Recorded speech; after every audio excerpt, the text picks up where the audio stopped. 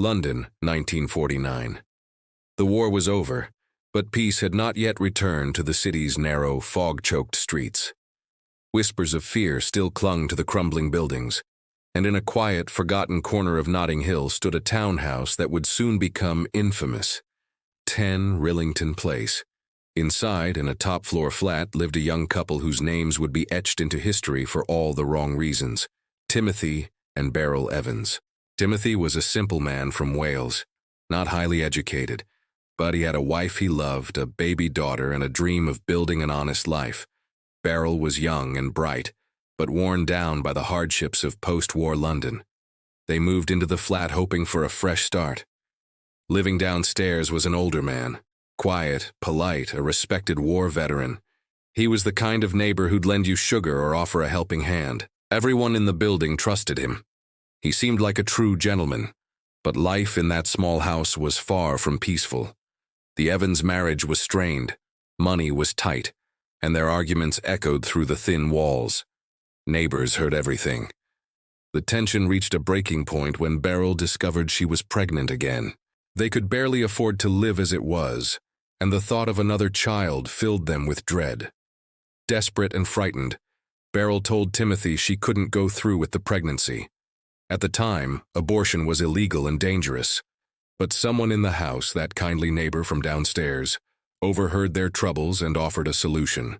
He claimed he could perform a simple procedure. He promised it was safe, that he'd done it many times before.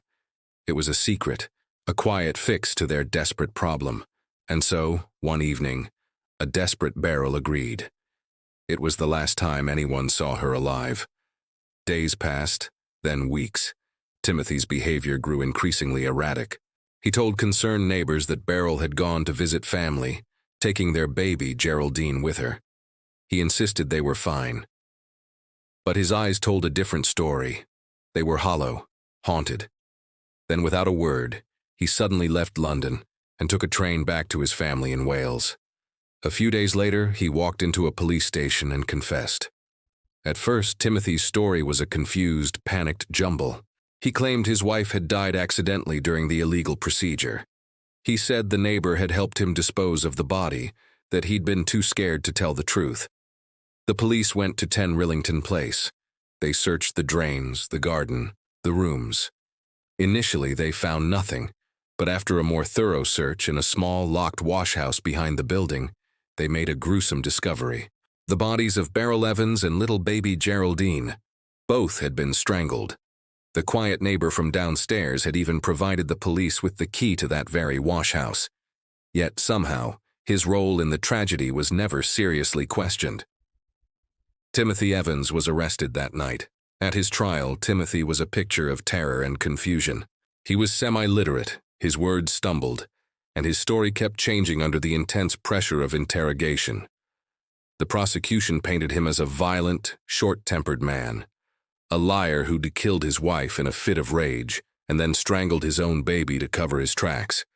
And who was the star witness for the prosecution? The calm, soft-spoken, respectable neighbor. He took the stand and denied everything. He claimed he had only ever tried to help the troubled young couple, and the jury, swayed by his confident and gentle demeanor, believed him. After just 40 minutes of deliberation, they returned with a single word: guilty. On March 9, 1950, Timothy Evans was hanged at Pentonville Prison. He was just 25 years old. As the noose tightened, his last words were a desperate cry that he was innocent, that it was all a terrible mistake. No one believed him. Not yet. Years passed. The world moved on. But the house at 10 Rillington Place wasn't finished with its secrets. The polite neighbor still lived there, quietly. His own wife had since vanished. He told people she'd gone to visit relatives. No one asked any questions. Then, in 1953, a new tenant moved into the building. While cleaning the kitchen, he tapped on a wall and noticed a strange, hollow sound. Curious, he peeled back a section of the wallpaper, and what he found behind it made the world stop. Hidden in a small, sealed-off alcove were the bodies of 3 women. Each had been strangled. Each had been carefully concealed. The police launched a full-scale search of the property. Under the floorboards in the garden, stuffed into cupboards, they found more bodies. In total, the remains of at least 6 women were discovered at that address. And the killer? The quiet, polite, well-spoken neighbor, whose testimony had sent an innocent man to the gallows. His name was John Christie. When Christie was finally caught, he confessed calmly, almost casually. He admitted to the murders of multiple women over the course of a decade, and among his victims, he admitted, was Beryl Evans. The one crime he consistently denied, however, was the murder of baby Geraldine. For that, Timothy Evans had already paid the ultimate price. The revelation sparked a national outrage. An official inquiry was launched, and the truth became undeniable. Timothy Evans had been completely innocent. He was a man hanged for murders he did not commit, manipulated and framed by the real killer living just 1 floor below. The case became a landmark in British legal history.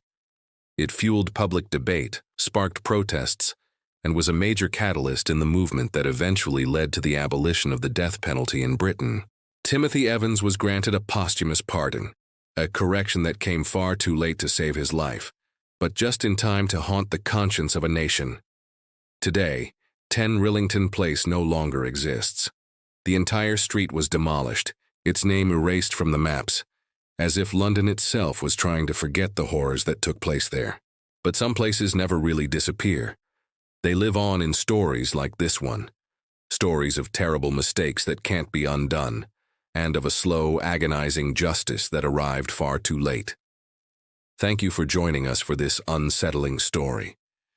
If you want to uncover more truths that lie hidden in the shadows, be sure to subscribe and hit that notification bell. We'll see you next time.